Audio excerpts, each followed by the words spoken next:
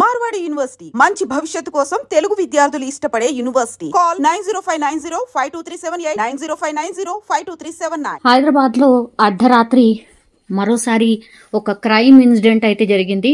అది LB Nagar police station పరిధిలో శివగంగ కాలనీకి సంబంధించిన వ్యక్తినైతే అత్యంత దారుణంగా హత్య చేసిన సందర్భం అయితే కనిపిస్తోంది. యాక్చువల్లీ భరత్ నగర్కి చెందినటువంటి ఈ బొడ్డు మహేష్ ఎవరైతే ఉన్నారో ఇతనే పూర్తిగా అర్ధరాత్రి గొడ్డలతో వేటాడి చంపేశాడు. సో మహేష్ని చంపిన సందర్భం అయితే ఉంది. అయితే కొన్ని రోజుల క్రితం అయితే ఈ చైతన్యపురి పోలీస్ స్టేషన్ పరిధిలో ఓ క్లినిక్లో ఇద్దరు వ్యక్తులపై కత్తితో దాడి చేసి బెయిల్పై వచ్చిండు ఈ బొడ్డు మహేష్.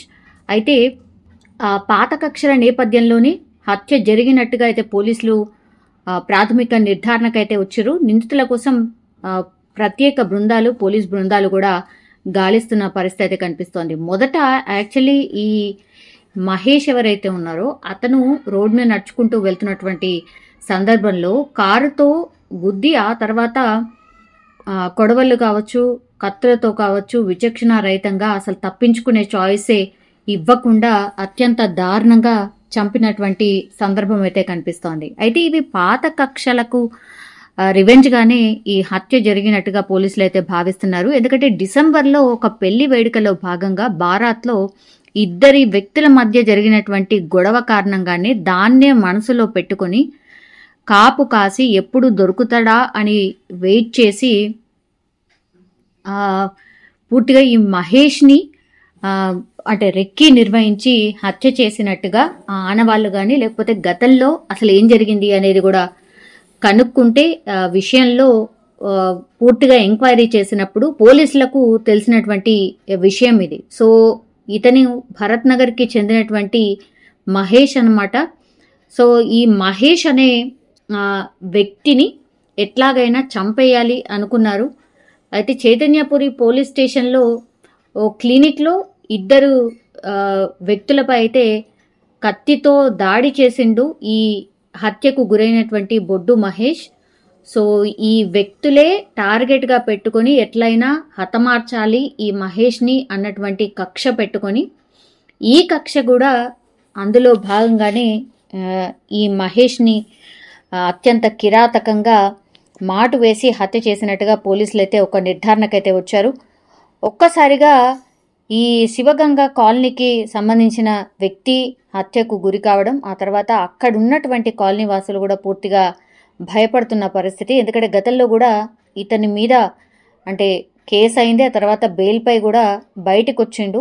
అందుకనే పాత కక్షల్లో భాగంగానే ఈ ఇన్సిడెంట్ జరిగినట్టుగా చెప్తున్నారు.